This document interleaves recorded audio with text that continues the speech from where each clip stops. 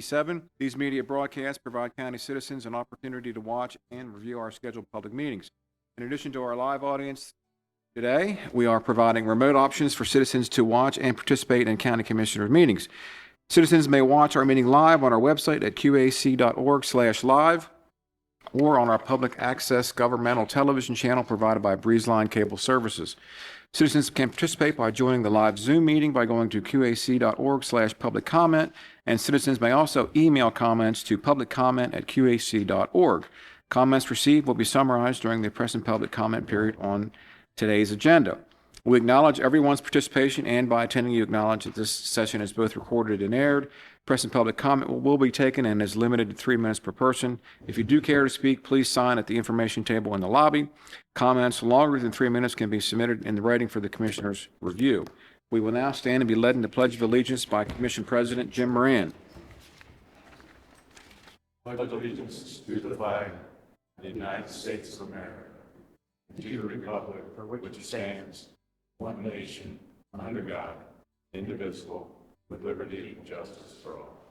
Can you please remain standing for a moment of silence for the passing of Wayne Humphreys?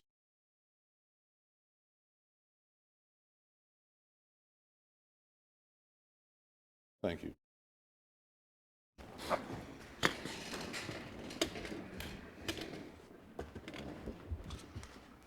right, Commissioners, we can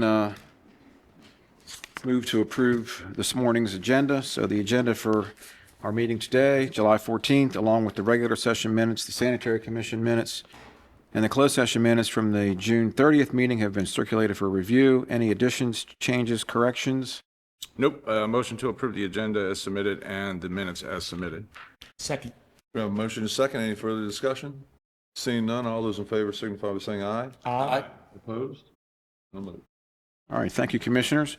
So we just held a closed session under the General Provisions Article Sections 3305B1 for personnel, Section 3305B7 to consult with counsel, and Section 3305B3 for land acquisition. I do believe we have one government services contract motion for the personnel matter. I move to approve the government relations contract with Bruce Buriano for FY 2027. Second. We have a motion and a second. Any discussion on this topic? Seeing none, all those in favor signify by saying aye. Aye. Opposed? No move. All right, thank you, Commissioners. That brings us to press and public comment. So we appreciate all citizens for taking time to express views to the County Commissioners. Comments are limited to 3 minutes per person. Comments longer than 3 minutes can be submitted in writing. This commission respects your desire and right to convey your message freely. When you come forward, please speak clearly at the standing microphone, state your name, your address, and your topic of interest. And in keeping with the dignity of our office, we ask that all views be expressed in a respectful and civil manner. We have first on the list is Loring Mills.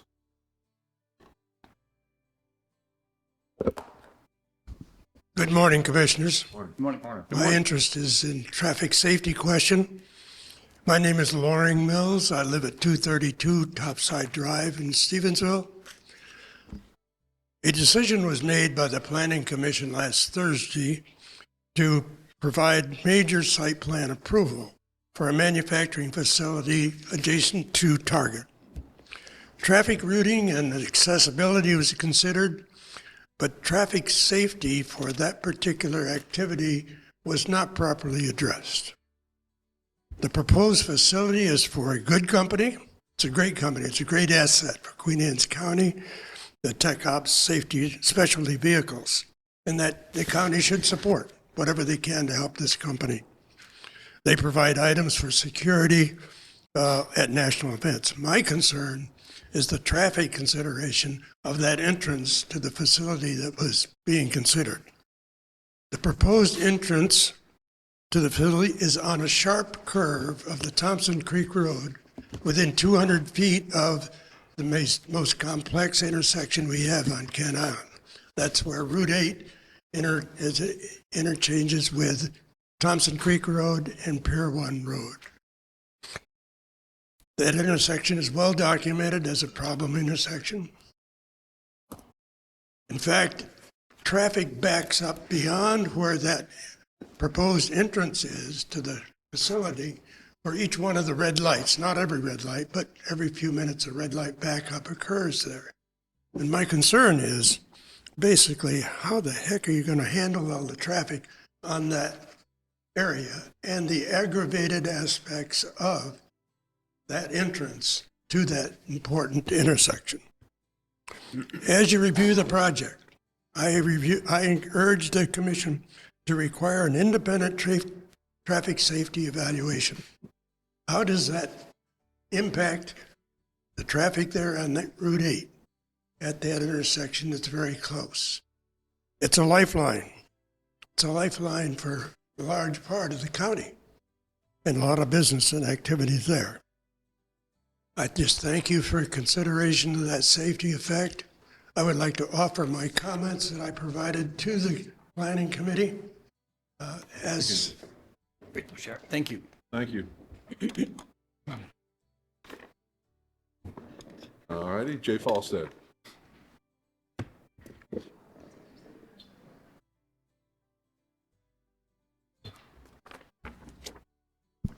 Good morning, Commissioners. Jay Falstead, Queen Anne's Conservation Association.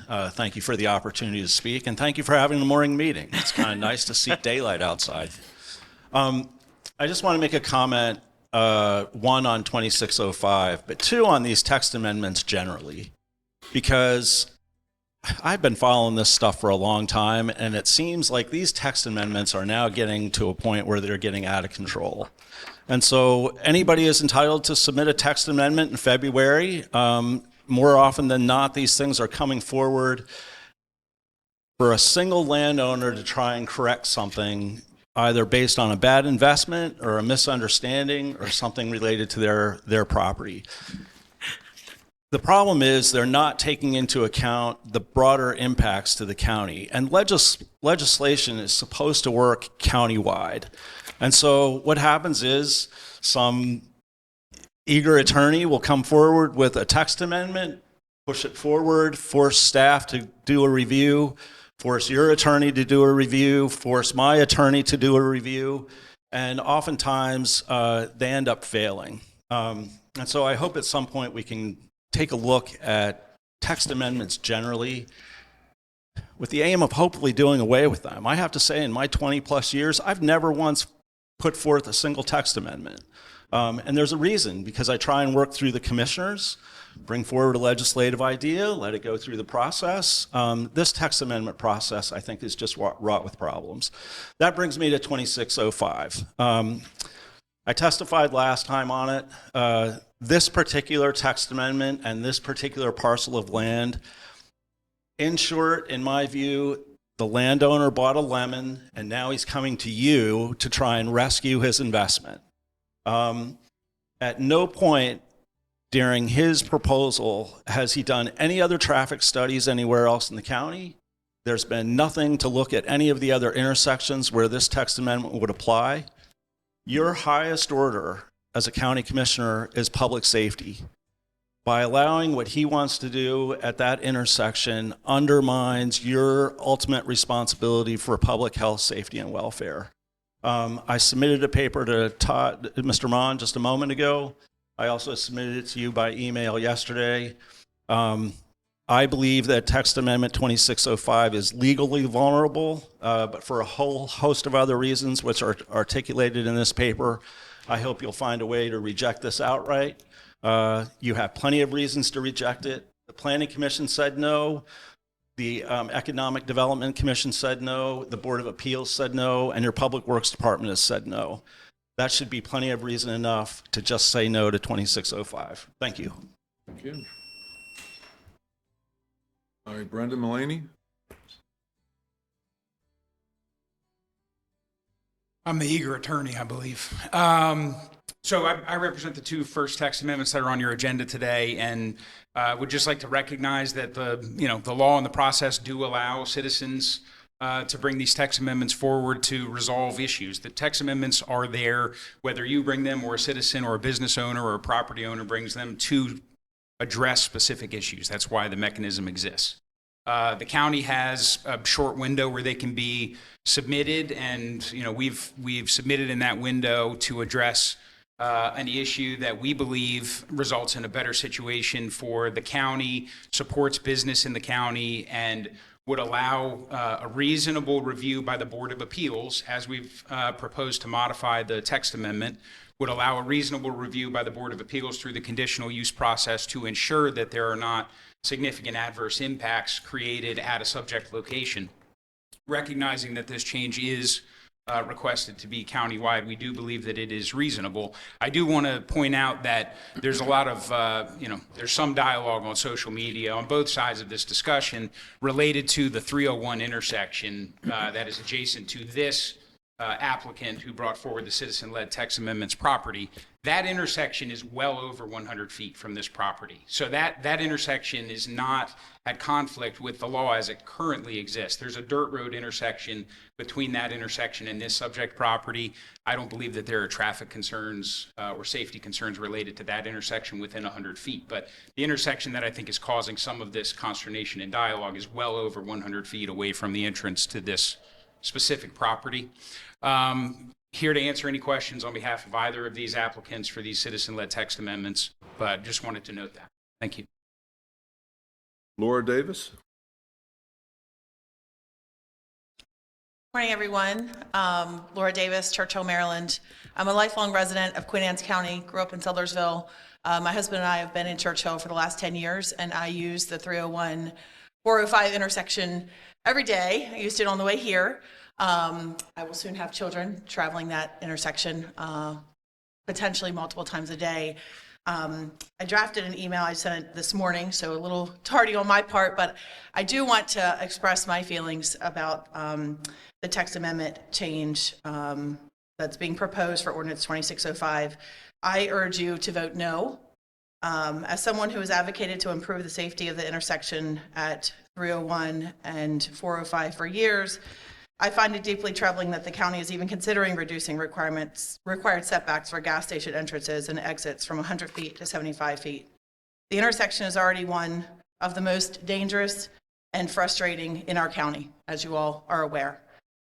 Every day, residents have to navigate high speeds, higher than ever, I would argue, heavy traffic, more than ever, I would argue, right, since the Delaware Middletown bypass has been put in place. Limited opportunities to turn on the highway, and near misses that have become all too common. The solution should be finding ways to make this intersection safer, not weakening the very standards that were put into place to protect the traveling public. What is especially concerning is that the professionals charged with evaluating these issues have already spoken. The Department of Public Works recommended against the amendment.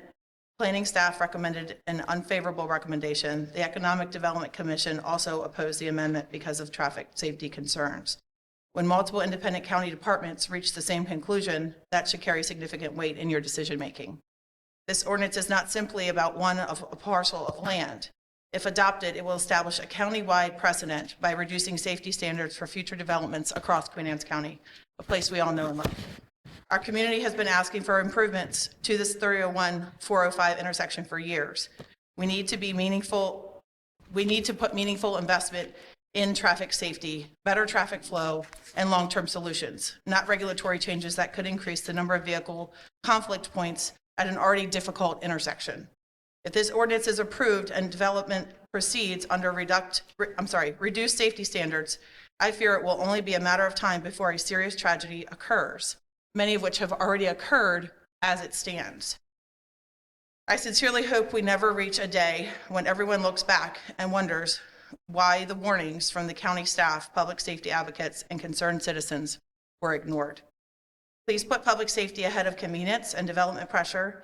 The residents who travel these roads daily deserve leadership that prioritizes protecting lives over lowering established safety standards.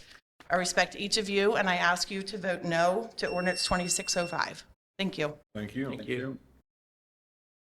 That's all we had signed up. Would anybody else like to speak at this time?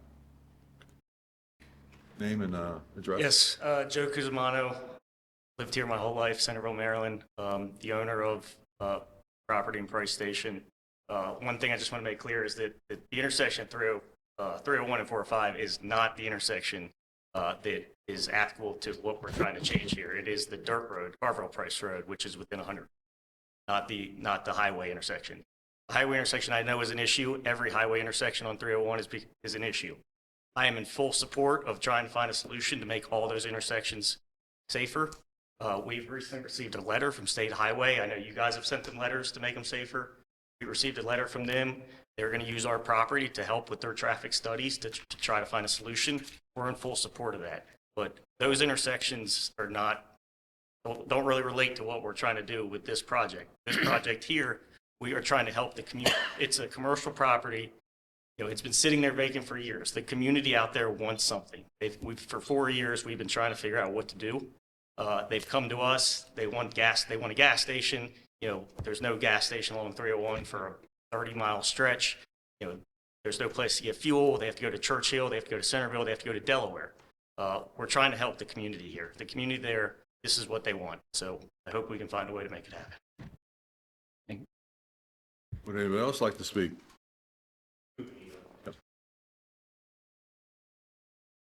We also have a couple people in Zoom, and if you're in Zoom and want to make public comment, could you please either use the raise your hand feature or answer the chat that we have. This email comes from Claudia Jewell.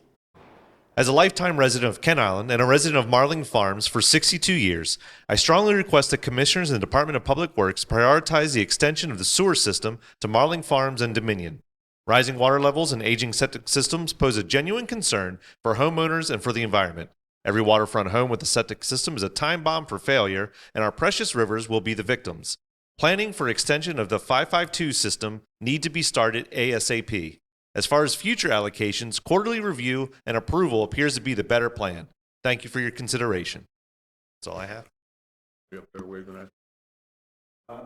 No, I think we're good to go. All right, we're going to go ahead and close press and public comment.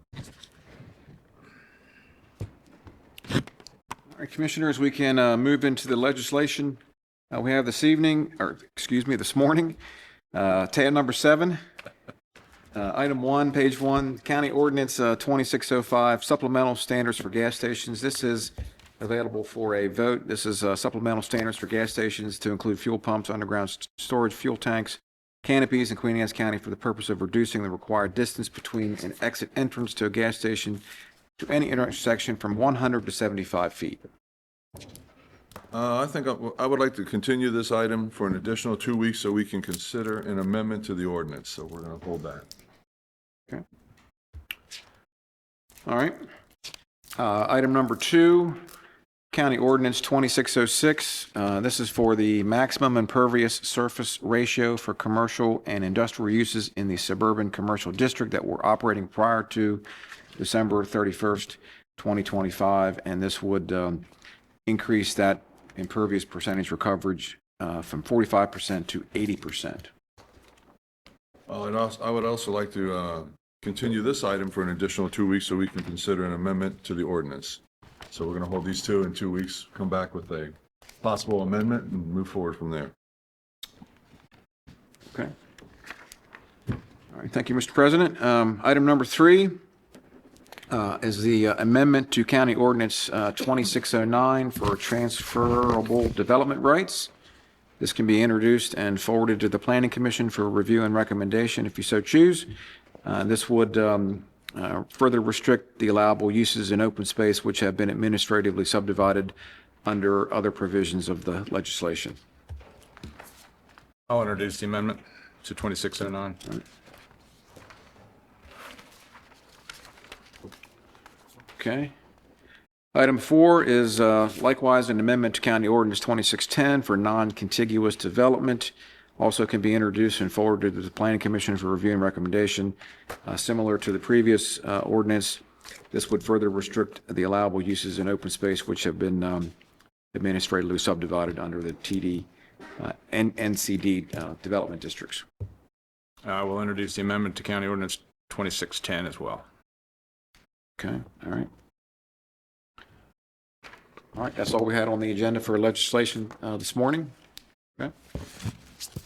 Next up, we have presentations. So first up, we have Miss Melinda Ray, Character Counts Coordinator. So Melinda, come on up.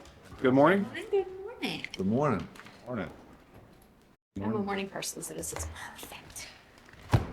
All right, so I am here to give you guys just an update on character counts and where we stand and how our year went in the schools. It went really well. I always do surveys with our teachers and our students at the end of the year to kind of figure out, make sure we're doing what we want to do and that we're making the impact we think we're making. So I have some stats for you.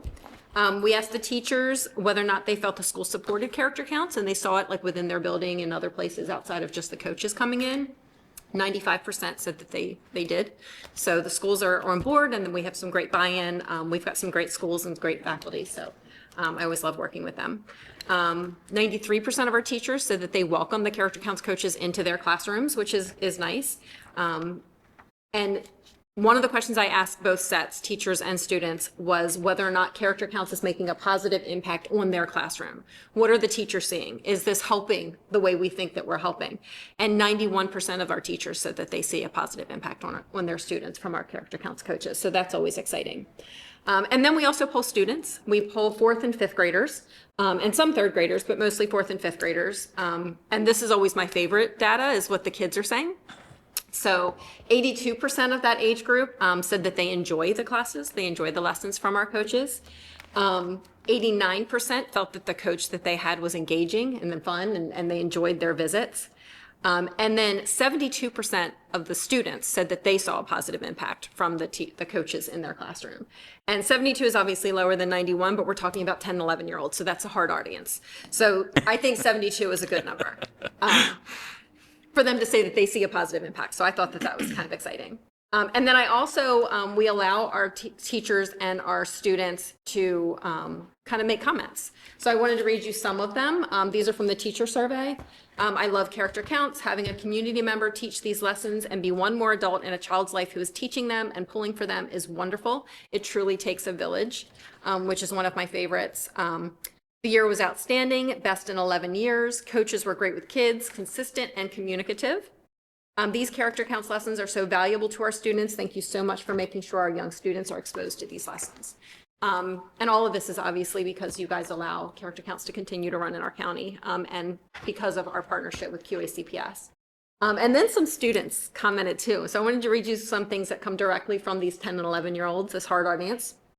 I really like character counts. I think it's fun and interesting. I hope that character counts stays in my life. Another said, my character counts is so nice. She's fun and taught me to care about other people's feelings. She taught me good character. Another one said, I like that it was fun and I got to write on paper, not on a computer. I really like what they do at character counts. I want to thank everybody that works at character counts and helps me learn and have fun. Thank you for going out of your way to help us. What age is this? This is 10 and 11-year-olds. Yeah. Another said, our coach was really fun, the best character counts teacher ever. She tells stories and lessons, and she plays game, and she teaches us, and the pillars are really the best. And so these always make me smile. It's one of my favorite things. I also do focus groups with outgoing 5th graders who've had character counts now since kindergarten, to get their impact, the good and the bad and the ugly, all in between. And that went really well. I did that with all the outgoing 5th grade classes. We had a small group of about 5 to 10 students. I got some really good positive feedback on where they want to see the lessons going in particular, which is exciting. So I'm working on some new lessons for them. The other thing that came up in one of those focus groups was the kids really wanting to be involved in character counts outside of just their character counts lessons in their classrooms. We do have student ambassadors in each building, and those 2 students in each school get to do like announcements and special things for character counts. But a lot of the 5th graders wanted a bigger role. And so in speaking with the school counselor at Mattapique Elementary, we're going to do a pilot program this coming year. We're going to call it Character in Action, which is basically going to be a character counts club. So we're going to allow kids to kind of join it. The idea, it's kind of being fleshed out right now, but the idea is that these students would choose a civic activity that they want to accomplish over the year, something that they see that in the community they want to make a positive difference in. And they would work as the leaders of this group to kind of organize that, figure out an action plan, figure out what they need, and make that happen over the course of the year. And then I would support that through kind of like monthly get-togethers. So we're excited about piloting that at Mattapique Elementary. We do have new lessons coming up, worked on a whole new series for our kindergarten, 1st grade group. which I told you guys about the children's books. I'm working on 4th grade lessons right now. And then I hope to do also a 5th grade kind of revamp on what they do in their character counts lessons. And then the last thing you mentioned earlier, we had a moment of silence for Mr. Humphreys. He was an integral part of character counts and is a huge loss to me and to this program, not to mention the community at large. But the advisory board for character counts wanted to do something to honor Wayne's legacy, specifically with character counts. And so we will have a committee that will meet in September, and we are going to be working on what we're going to call the Wayne Humphreys Student of Character Award. So hopefully an outgrowing 5th grader at every elementary school will be chosen that exemplifies all 6 of the pillars the way that Wayne did. So we're looking forward to honoring him in that way. And then as always, we're always looking for volunteers. It is the summer, but I am already thinking of next school year. So all of you guys, I've got lots of openings as of right now. I'm going to speak to the Board of Ed next month, in August, as well. Businesses of character, if you guys have a business in the county that wants to join us and kind of help us promote our mission, we're always looking for that. And also advisory members. I love getting feedback, and my advisory council is a great sounding board for me. So that's pretty much the update. I think I covered everything. Where we're at? So I have not a question, but more of a suggestion. So getting back to that group that you talked about of 5th graders, Yes. this new, what are you calling it again? We're calling it I'm going to call it Character in Action. So Character in it'll be just Action. like a club. So I feel that the transition from 5th grade to middle school, there's a huge disparity and desire to be cool in middle school. Yeah. And I think that adds pressure to the kids who have really focused as 5th graders or pre-K or kindergarten up to 5th grade and have practiced the 6 pillars of character for those 5 years that they were in elementary school.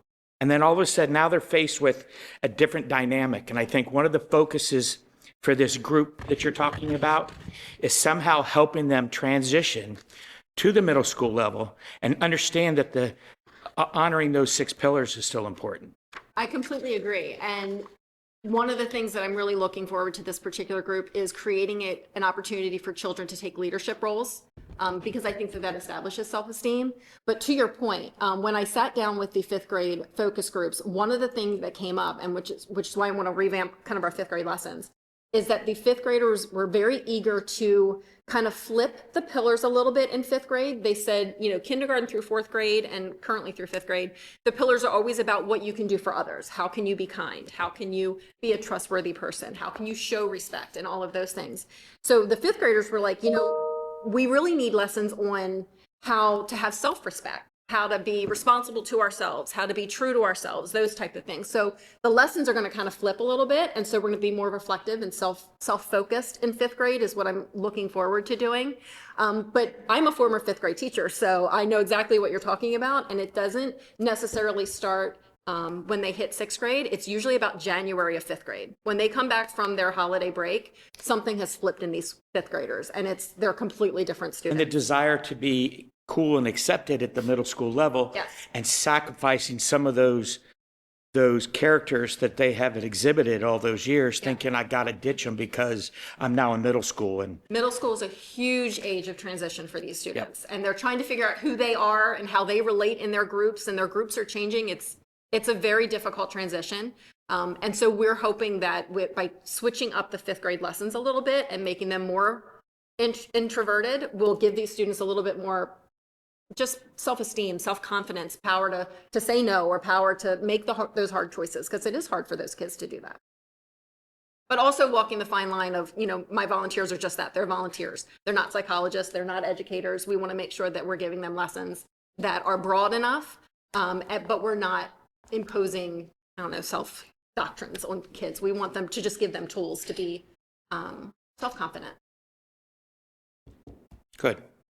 Awesome. Anything else? Thank you. All right. I'll see you Thank you guys for soon. the update. Yeah, of Thank you. course. Thank you.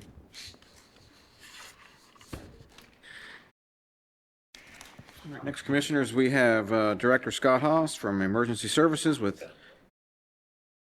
his update today, and that can be located in your book, tab 6, item 2, pages 2 through 23, and we also have it up on the screen here as well. Good morning. So Director Haas, yes, good morning. Good morning, everyone. It's nice to be here in the morning. We've been told to hold this to 10 minutes, so we're going to speak really fast. If you could hold your questions till the end. I'm sure you'll have a couple questions for us. Each one of us is timed out how long it's going to take us to do our component of it. So I am going to immediately turn it over to Lori to go over special operations. How much time does she get? How much time does she get? Well, Not enough. The more we pause, the less time I'm going to get. All right, so good morning. I just want to do a general recap of special operations. It's kind of a vague overview of our staffing. We've done some remodeling, and this is what our staff looks like now. We have 8 full-time employees, and we are anywhere from emergency management to logistics to training. Under the emergency management umbrella, some of the things that we are currently involved in are project updates. We have recently submitted 4 grants for the county. There's a list of them there. We are also starting to work on our continuity operations. So we'll be reaching out to county departments very soon so we can work on our continuity of the county government. We're updating our strategic plan. We are constantly working on our emergency operations plan and evolving that. So that's in case of any large scale emergency, but we also work with individual groups. This year we were contacted by the 4-H fair so that we can help them come up with a safety plan for this summer. And I think you'll see some added benefit to that during 4-H week. And then we also worked with Hole in the Wall over the last, I would say, 3 years to get them up and running, and they're currently doing that. We're working on a dam plan and a dam exercise for all the dams that are in Queen Anne's County. And then that is a mandate by the state. We do that every 5 years. And then we also continually touch the active threat. Our emergency response team, or our CERT team, is active and growing. We are in the schools, both high schools, and we are now expanding to 2 middle schools. We did 1 last year. We're also continually working on CPR, stop the bleed training, and public outreach events. Our logistics group, it consists of the radio, the CAD analyst, and the inventory control. And then we have our training group, and they are training mostly in-house, coordinating out of our department to get enhanced training for EMS, special operations, and communication. And that is all. Yeah. On EMS. So the first thing I want to highlight is our staffing. So this is our current staffing based off of what we had coming out of FY26. This doesn't include the FY27 17 announcement. So the important thing is from baseline, we have 0 vacancies right now, which I'm proud of. We've got 1 staff member that's in the process to precept from EMT to paramedic. We have 4 more that are in their mentoring process to set them up for success to move up. And then we have another 4 that are enrolled in paramedic class. So we're doing really well investing in our staff and building a pipeline of ALS providers for us. Call volume wise, you can look from 24 to 25. We saw enhancement or increases across the board in calls, transports, and depletions. In 2026, we're already projected to be ahead in calls. Transports are lagging a little bit behind than what they would have been at this time last year, but also June to September is the busy months with the summer traffic, so we expect that those numbers will probably hike up a little bit over the coming months. Looking at our response times for our 1275, we're holding pretty consistent around 13.5 minutes on our 75th percentile. We're also highlighting the 90th percentile because it's something in our strategic plan that we're looking at, and that's kind of an industry standard that you really want to start looking at your 90th percentile times, which we hold close to 17 minutes right now. Something that's contributing to challenges in our division, we're seeing an increase in major incidents. Throughout the county, we've got a lot of large accidents. We've got a couple of search operations that have happened, and we're seeing an increase in our priority cardiac and respiratory patients. And things to notice is that these high acuity calls require multiple units of people to manage the severity of these people. Projects underway. You guys are familiar with the whole blood grant. We've talked about that last month. We're just waiting for the funding to be released to move forward with that project. The replacement supervisor unit that we ordered in November of last year is on the production line, and we anticipate to see delivery of it in September. The cardiac monitors that you guys approved for us to do, we have taken delivery of them, and we will be doing training in the month of August with a target in-service date of August 26th. And then we're also expanding our rapid sequence induction program, which is the highest level of innovation in airway care that we do, thanks to Lori's training folks, we're able to really train up some folks outside of our supervisor cadre that were the only ones that had that skill. So we're going to increase the level of service to the citizens of Queen Anne's County through that. Transport unit updates. So we've got 2 new FESCO units that are arrived in November and are in service. The unit that we ordered in July of 23, we finally got a production number on, and we're expecting to see that around Thanksgiving of this year. And then we currently have 2 units on order from FESCO that were approved on August 27th, and shortly we'll be asking you for another one. 12 to 18 month lead times on those. And last thing, I know it's on all your mind, the 7th unit.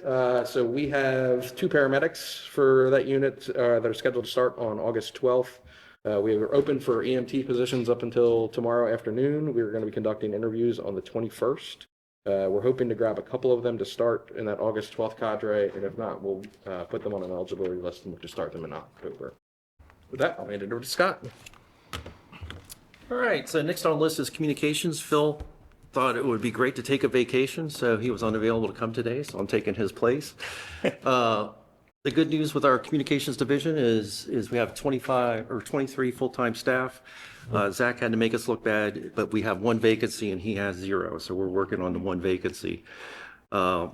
Just orientation-wise, when we do have a vacancy and we bring in a new employee from scratch, it takes us about 1,200 hours to train the person to get them fully functional by themselves on the floor. So it's usually a huge ordeal for us when we do have a vacancy. Call volume wise, we're running just a little under 62,000 calls to the center so far this year. Of those calls, 28,000, a little under 28,000 were emergency calls into the center and required emergency services.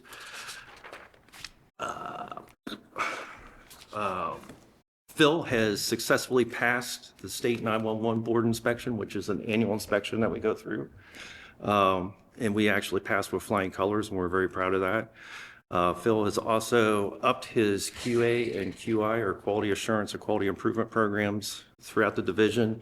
And we've been lucky that the 911 board has funded a lot of applications that we can use to help us do quality assurance and quality improvement.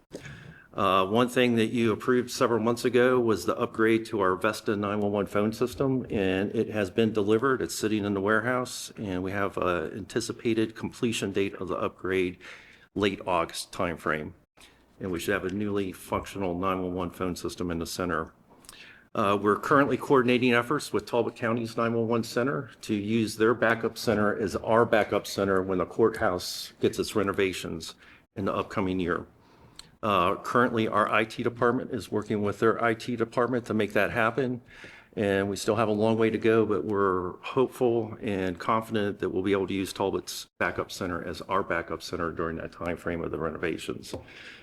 Last on the list is we recently had an audit done through the 911 board to analyze our rate that we charge on the phone bills.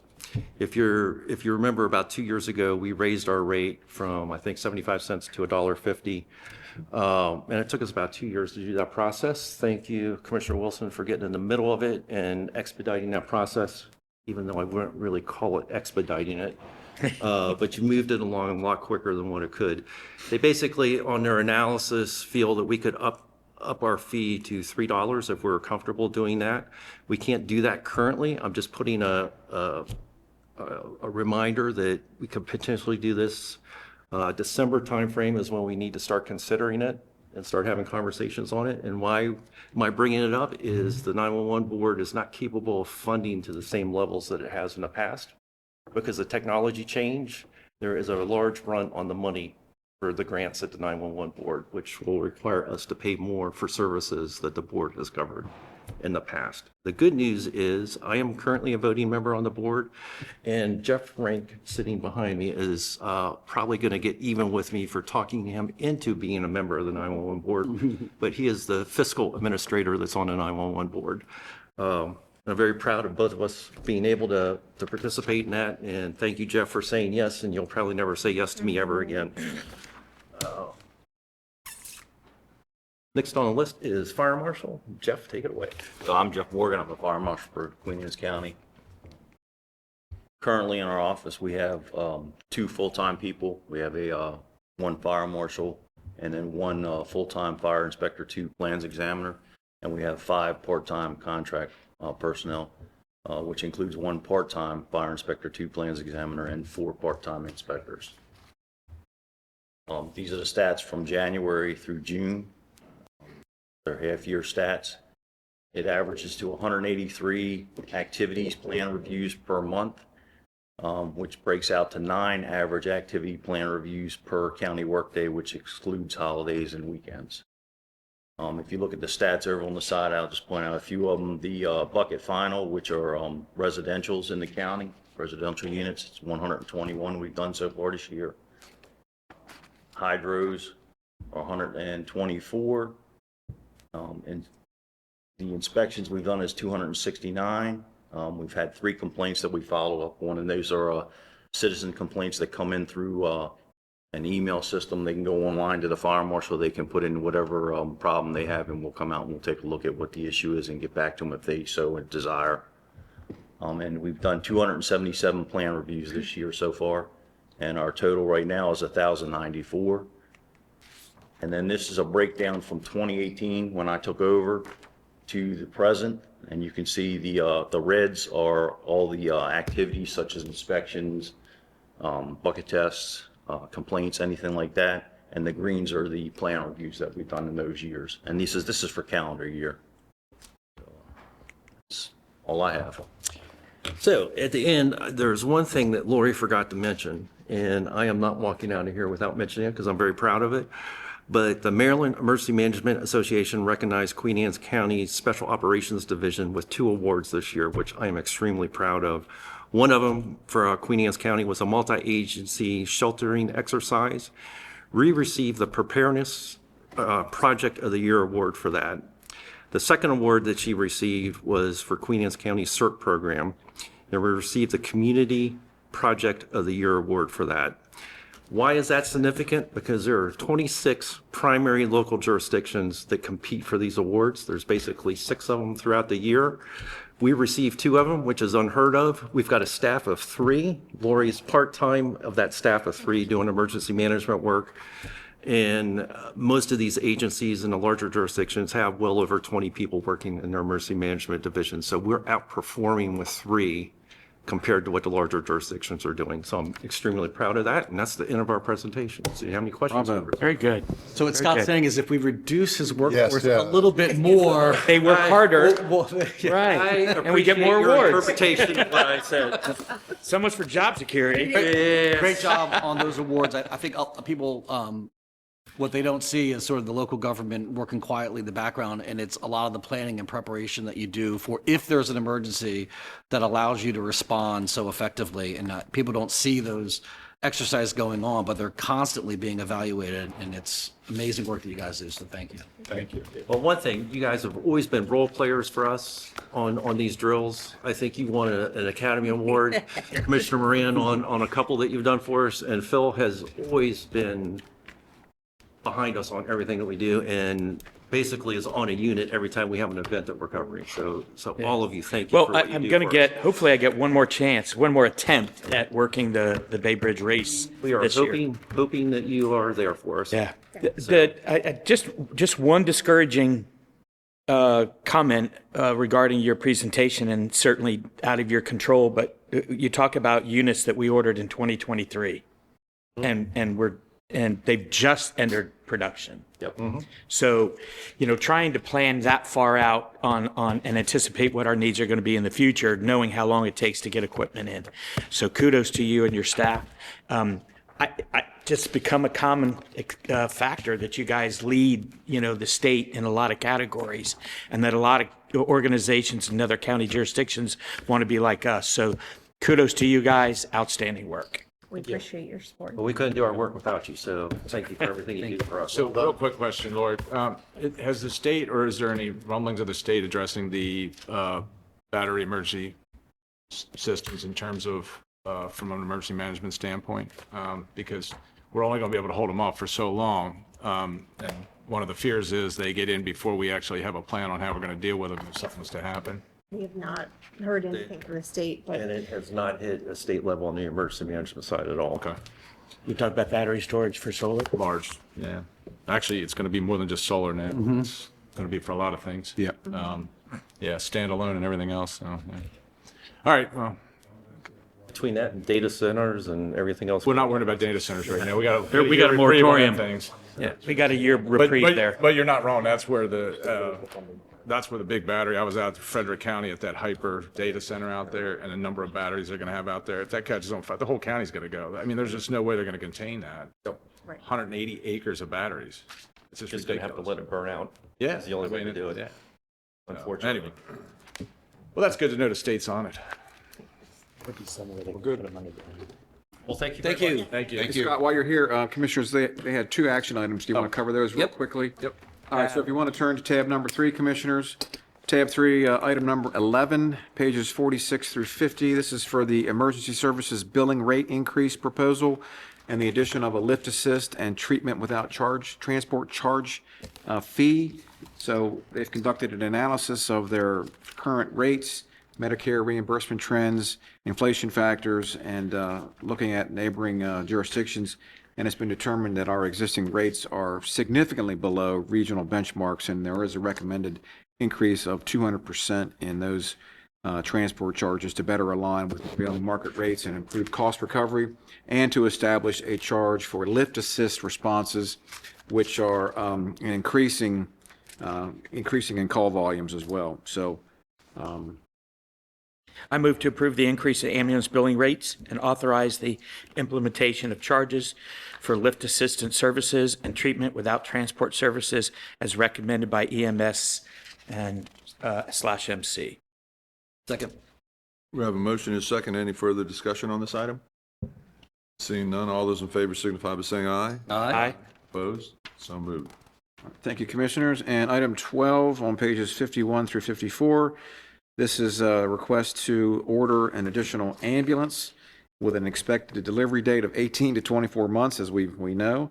We have a Houston-Galveston area contract purchasing program agreement that will enable the department to procure a 2027 Ford F-550 for $394,259. I move to authorize the Director of the Department of EMS to purchase one 2027 Ford F-550 4x4 Horton Model 623 ambulance through the Houston-Galveston Area Council Cooperative Purchasing Program from FESCO Emergency Sales for $394,000 and $259. Second. We have a motion and a second on this item. Any discussion? Seeing none, all those in favor signify by saying aye. Aye. Opposed? So moved.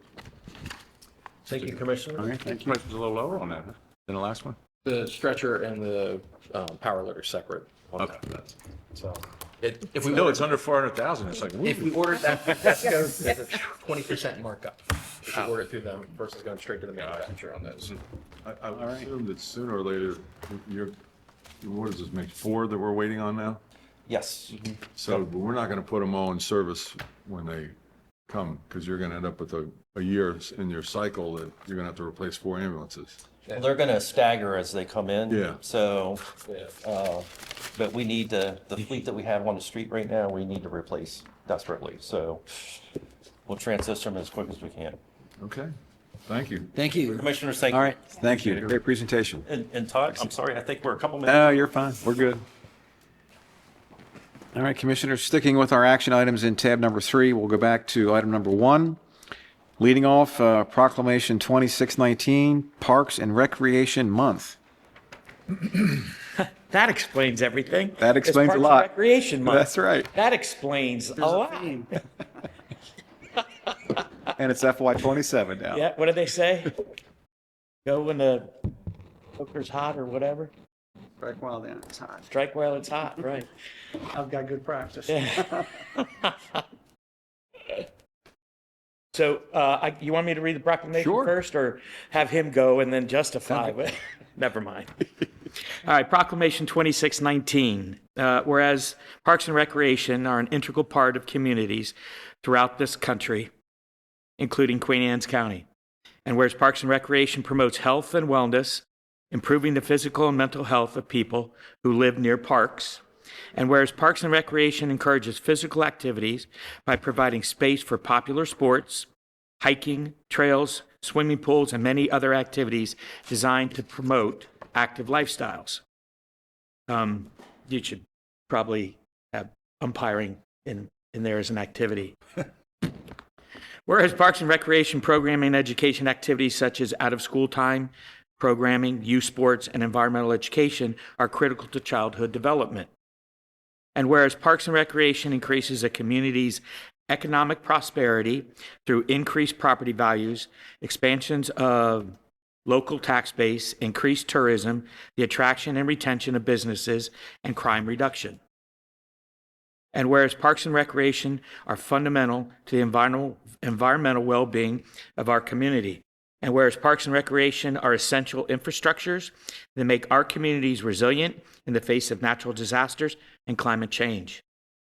And whereas where our parks and natural recreation areas ensure the ecological beauty of our community and provide a place for children and adults to connect with nature and recreate outdoors, which has a positive impact on mental health and well-being. And whereas the U.S. House of Representatives has designated July as Parks and Recreation Month. Now, therefore, be it resolved by Queen Anne's County Board of County Commissioners that July is recognized as Parks and Recreation Month, signed by the Queen Anne's County Commissioners. Thank you. And while he's here. That's right. While we're here, it is the beginning of a new fiscal year, so we have the next three items, items 2, 3, and 4, are for new field lighting projects using the Keystone Purchasing Agreement with Musco. The first one is for White Marsh Park, lighting on one baseball diamond and installation of additional infrastructure for future field lighting. I move to all. Let him finish. That's done. No, we're gonna do all three together. Okay. Yeah. The second one is at Bats Neck for one baseball diamond, retrofitting the artificial turf field lighting and electrical panel, Bats Neck Park. And the third item, item 4, is for a softball field at Bats Neck Park as well. I move to authorize the Department of Parks and Recreation to contract with Musco to install lighting for number one baseball diamond and install infrastructure for future field lighting at White Marsh Park for a total of $525,368. 2, one baseball diamond retrofitting the artificial turf field lighting and electric panel work at Bats Neck Park for a total of $678,532. And 3, one softball field at Bats Neck Park for an amount of $294,035 contingent upon grant funding from DNR program Open Space. Second. We have a motion and a second on these three items. Any discussion? None. All those in favor signify by saying aye. Aye. Opposed? So moved. All right, light up the Actually, night. I know we've already made, but I just want just a quick comment, and I apologize because you raced through that, but I think it's significant to remember that by putting these lights on the fields, we're expanding the ability to use those diamonds beyond what daylight hours offer. So it's important because with this huge need for fields usage, with all the different youth sports organizations that have evolved over the years in our community, this is key. So Huge. Money well spent. Yeah, sure. All right, the next two items, 5 and 6, are for new equipment for our Parks and Recreation Department. The item 5 is for two 2026 Chevrolet 2500 trucks. The second item, item 6, is for a Ford F-550 truck from Hertrick Fleet Services with a dump bed and snowplow package. I move to authorize the Department of Parks and Recreations to purchase number one, two 2026 Chevy 2500 HD trucks with snowplow package from Hertrick Fleet Service, Inc. in Denton, Maryland for $108,688. And 2, one 2027 Ford F-550 truck with dump bed and snowplow package from Hertrick Fleet Services, Inc. in Milford, Delaware for $108,767. Second. Okay, we've got a motion and a second on these two items. Any discussion? Seeing none, all those in favor signify by saying aye. Aye. Opposed? So moved. All right, thank you, Commissioners. And our final item for Director Chanley is a parks stage rental fee increase on pages 24 through 26. And the Parks and Rec Advisory Board is recommending to increase the rates for stage rental fees effective August 1st. And essentially, this is just for the security deposit, transportation, and fuel surcharge fees. So just recovering our costs to deliver the stage. If somebody borrows it. Right, or rents it, yes. And those fees are continued to be waived for nonprofits and co-sponsored events that. I move to authorize the Department of Park Recreation to increase the rates for stage rentals according to their updated rate schedule sheet effective August 1st of 2026. Second. Got a motion and a second. Any discussion? Seeing none, all those in favor? Aye. Opposed? So moved. Thank you. Just if you don't mind, real quick, because it's Parks and Recreation Month, I'd like to acknowledge our recreation staff that's here. We've got James Miller, we've got Curtis Blau, Nick Petrosky, Liz Pearson, Isabella Cheney, and Karen Eder here, and they're the ones who put together. That's a big part of our organization. That it's a small group, and they do a large activity for all of us. So they should be acknowledged. All right, well done. Thank you. Thank you all. Thank you again for Thanks for being here today. Good to see everybody. Take care. Thank you. All right, Commissioners, moving along. Item number 8 in your books on pages 27 through 28 is an MOU with the Maryland Department of Transportation, MDTA, for the Chesapeake Bay Bridge flagpole. And this is a mechanism to allow us to collect donated funds for the newly erected flagpole down by the Bay Bridge.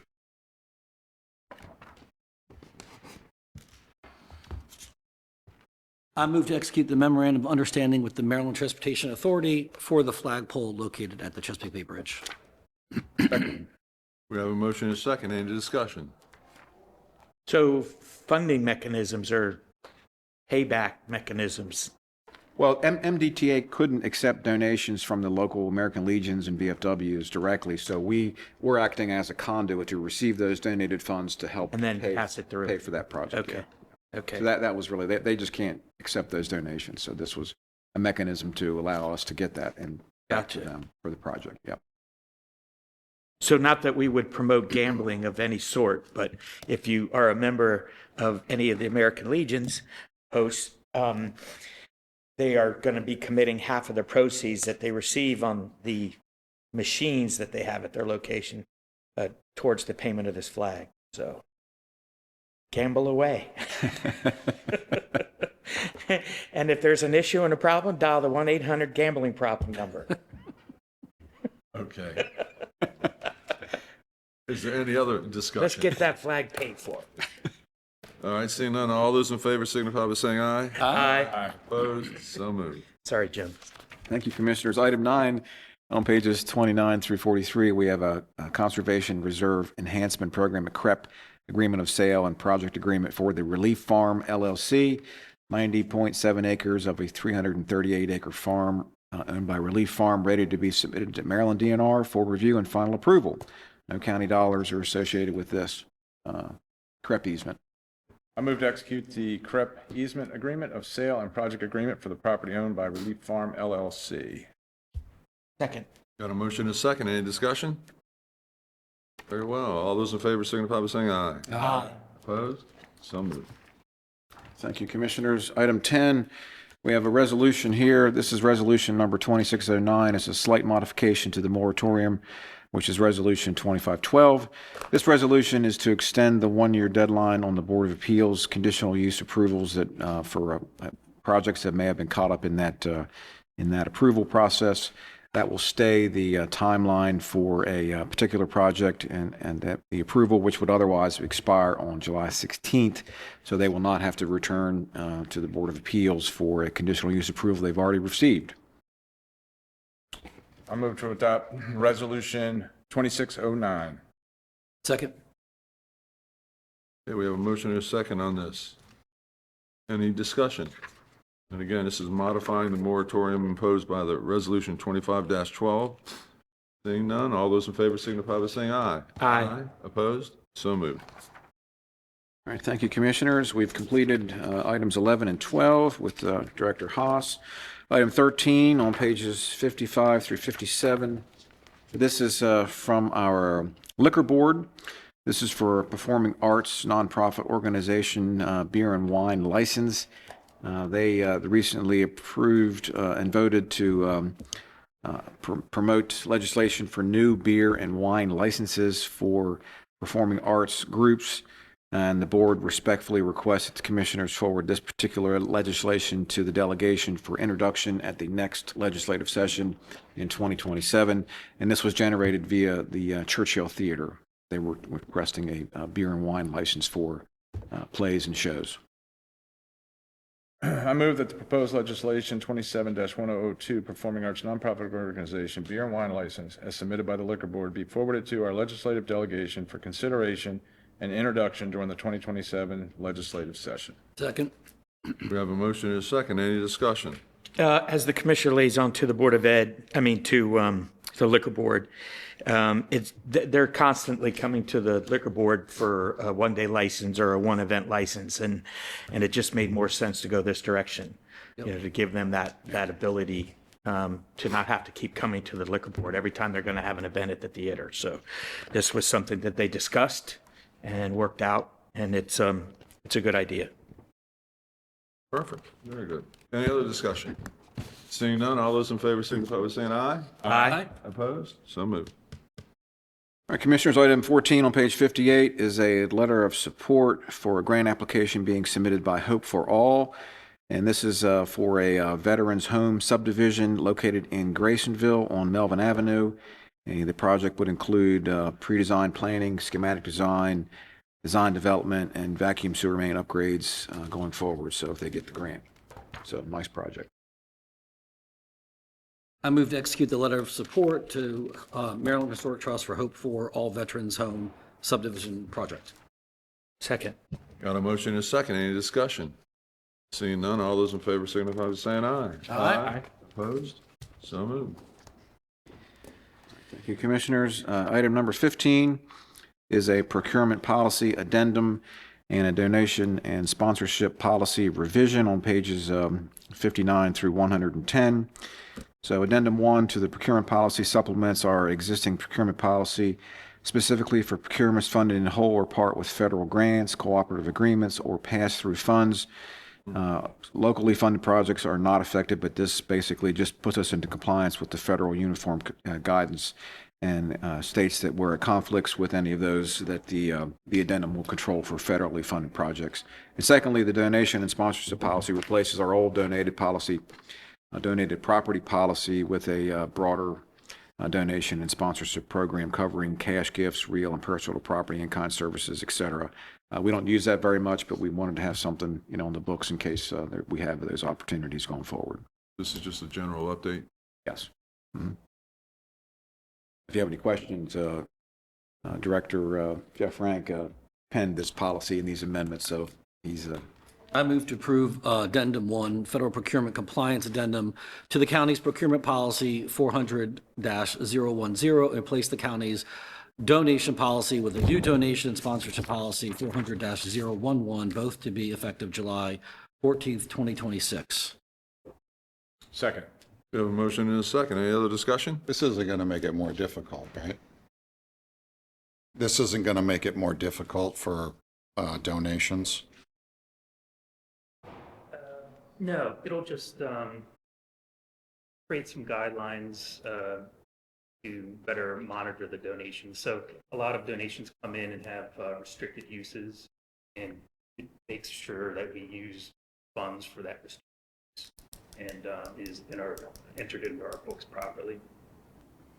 And this authority, the commissioners have the ability to make any kind of changes or waive certain restrictions on a case-by-case basis?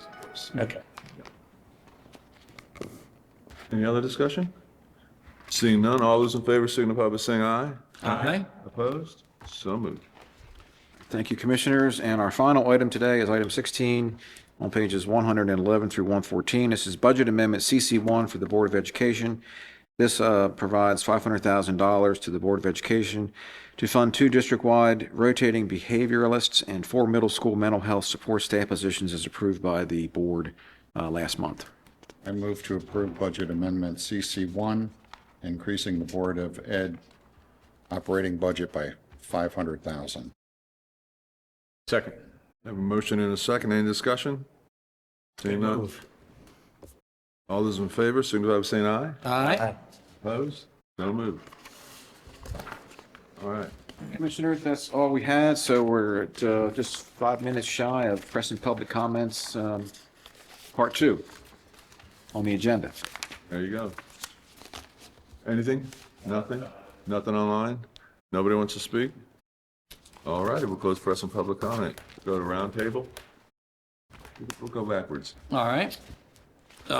Happy Bastille Day to our French-American commissioner, There you go. Mr. Moran. And Commissioner Dumenil. And Dumenil, that's true. Philippe. Yes. So I wanted to make sure. Philippe Louis, Acknowledge this Philippe for both Louis of- Dumenil. For both of you. And then I wanted this, we passed on 2 text amendments today to have them have some modifications and coming back in. And we've gotten a bunch of emails, and some for, some against, right? Both split. But it highlights an issue that we've talked about a lot in the past, that it still always seems to escape the public dialogue, is speaking to the actual issue that's before it. So a lot of what we've received against is it's dangerous because of 301. But the ordinance that they're seeking to change has nothing to do with the proximity to 301, right? Because 301 is more than 2.5 times the distance from that property than what the minimum safety standards are in the ordinance.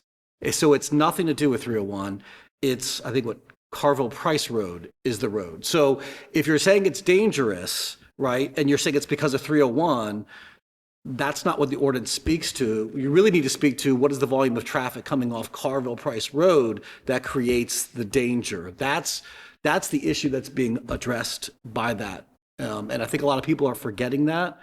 Not to discount the issues with 301 and safety concerns, and we have been doing a whole bunch of stuff with the state to try to address those and trying to get federal grant funding to try to improve those intersections. But that's not the intersection, that's the issue of the ordinance. And I don't think people are understanding that. And so a lot of times when people come and they speak against something, and they're speaking to something that is not the issue that's coming up, and then they feel like, well, nobody listened to me. It's like, but you weren't talking about the issue. So also Tech Ops, we had the gentleman here talking about what's the traffic impact of where the new location for Tech Ops is. And I hear all these people saying that all this traffic, but it sounds like to me of people who don't really know much about Tech Ops, right? And they're assuming a traffic flow. Tech Ops does not have hundreds of employees. 25. Yeah, I mean, it's 25, maybe with the new thing, they'll get up to 35 or 40, hopefully more jobs. It's not a lot of traffic that are coming in. Tech Ops does not have a whole lot of tractor trailers coming in. I mean, they have a piece of equipment that comes in, a bus from DEA, or you have a support van for Spokane Police Department, and it's there for several months being worked on, not coming in and out. So it's not a high volume. Frankly, if you're worried about traffic volume as a safety issue for that parcel, you should want Tech Ops, because it is probably the least impact to traffic of any other business that could go there. And then the other issue when people are writing about it saying you shouldn't let Tech Ops there, or some people say it's already decided. Actually, yes, it has already been decided. It's called zoning. Zoning of what can go into a piece of property is already decided. That's why the business chooses that property. Because if you have a business and you want to expand and you go to a real estate agent, you don't say, show me any piece of property where maybe I could build it. You say, here's my business. What parcels are available where I can do what I do? And zoning will say, yes, this is already legally allowed there. So has the decision been already made that a business like Tech Ops could be in there? Yes, absolutely, 100%. That was done a long, long time ago by zoning. It has been zoned for that. So the decision is not whether a business like that could go there. It is, does the concept plan fit within the requirements? And so if there's opposition to that, you need to look at the specific issue that's coming up before the planning commission. Because if you speak about like a challenge to zoning when it's already been zoned, the planning commission can't change the zoning based on public comment. That would trigger all kinds of lawsuits for the county. We did a town hall expressing a lot of how development works in Queen Anne's County and all the vast rules that are in place. And it's not just county law, there's state law, there's federal law that all impacts these things. And so it's important, whether you're for or against a project, that you're actually looking to what is the issue that's being decided on, and then look at the law surrounding that so you can actually speak to the actual issue. Because if you're not, you're not talking about the issue that's being decided. So you're going to feel like your voice wasn't heard or impacted. But if you're not talking to the actual issue, then it's not what the jurisdiction of that board who's deciding on it, it's not what they're allowed to decide on. And I think we get into a lot of times where people get frustrated or sort of disenchanted because they're not focusing in on the actual issue. So and since that came up twice today, I wanted to point that out again. I pointed out a lot, and hopefully it starts to click in with people, but there is a vast amount of laws in place as to where things can and can't go. And it's not anybody just waving a wand and deciding at one hearing. Thank you. I just want to put that out there. Appreciate it. Julie? I'm not following that. So I'm good. I'll prefer my time to Chris that he used. I think those were important issues that he made. Sometimes we miss the big picture. You know, we constantly looking at things at 37,000 feet, and we're not really looking at the focus of the point that's actually trying to be made. So thank you, Chris. Well done. Patrick? If Furna's Restaurant worked there for years, and then a convenience store. It seems like this is a issue that is, as you spelled it out correctly. Secondly, Wayne Humphreys. What a great man. He has done so much for the county, so much that we don't know. He was heavily involved in the playground at Old Love Point, and I worked with him on that. And I remember, 25 years ago, him coming to the church talking about this character counts thing, and he was just a really wonderful man. Third, the blood infusion program I am really excited about. Of course, we'll never know whoever needs it, but it is a phenomenal step forward for mobile units to be able to get access to blood on, during an MCV on Route 50 or 301. It really is extraordinary. And finally, the flagpole. I would have to say that it's probably the most positive input I've heard of since living in the county, and the commissioners put this together. The overwhelming response was 99% loved it. Right. I mean, terms like majestic and it made my day. I woke up as I was driving. And then when the flag wasn't up, they just came unglued. Like, where's the flag? Where'd it go? But isn't that nice? Isn't that nice? More excitement than when the Chipotle opened, and that was a big deal on Ken Island. Yeah. This was much bigger than Chipotle. Yeah, it was. Yeah. Anyhow, so it seems like we were able to rectify part of the problem. It would still be nice if we could get it to fly Thanksgiving and Christmas, but right now that's not on the docket. So I think we need to either send a letter to Richard and to the governor saying, hey, can we come up with more than 5 or 6 times a year where this is going to fly? Yes, the smaller flag is a Band-Aid, but that's about what it is. It's beautiful. I went and looked at it yesterday from Walt Petrie's place. It's still a pretty big flag. It is. I mean, it's still pretty big. Commissioner, I don't know if you have a meeting coming up, but is there something we can do to try to get them to put it up more often? I mean, as far as brag, you mean? Well, I think the thing is we need to take control of it. Or the American Legion, let the American Legion take it up and put it down. That's what they do.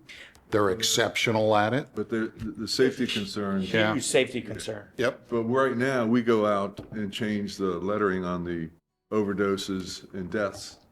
So I think we qualify to be able to handle putting the flag up and down. But we'll see them at Mako, and we can, as a collectively, as a group, voice our opinions to that. I'd like to see them bump up the size of the interim flag. It's 10 by 15. Let's jump up 1 or 2 sizes and see, you know. 15 by 25. 15 by 25. One now? The smaller one, yeah. Okay. The big one's 30 by 50. Right. So it's half. And that's a monumental task to take that down and raise it. It takes multiple people. Yeah. And obviously concerns, you know, with weather and how quick the weather can change and getting somebody there to get that down.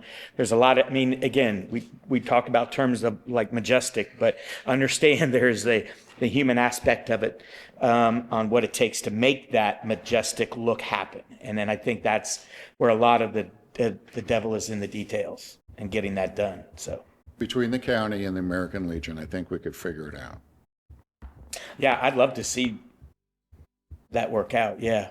But that again, you know, addressing the issues, but perhaps maybe, you know, MDOT does some training for a handful of these Legion members, you know, and so they understand the processes and what some of the restrictions will be in just coming and going to that area on the bridge. Again, That's the concern. Right. Again, I don't think it's a safety Where do they issue. park? How do they get there? Right. And they don't have the proper, you know, vehicles that have all the lights on it, the Yep. 9 yards. So the county does, and we've done, like I said, we've maintained the sign. So it'd be nice to have the support of the American Legion, but, you know, we'll do the, you know, putting people out there to do it. We'll have that discussion at Mako, and we'll go from there. Yep. I mean, respectfully, our DPW and our sheriff, I mean, they're on 301 every day, or Route 50, and they're pulling off in the median to do something, right? Even though it's a state road. They're picking up this, they're doing that. I think we could figure it out. Yeah. Well, If they would let us do it. well, again, That's the goal. right. Okay. That's it, Patrick? Yes, sir. All right. Jeff? Just a shout out to the Red X cops. I got to witness them yesterday. Well done. They had 8 of them, 9 people lined up, and I actually witnessed them. Somebody behind me, 2 cars behind me, tried to jump in when they saw the police up in the distance and got right, 2 cars behind me. And as we got up there, I looked back and that guy was out there. He just yanked him. Even though it was a half mile back, he still grabbed him from behind me and said, "No, you're over there." And they had, I'm going to say they had 10 or 11 there pulled over just writing a ticket. So I loved it. Loved it. Didn't have to ride down the middle and keep them out. So Yeah. that's all I got. I got nothing, so. Motion? Make a motion to adjourn. So moved.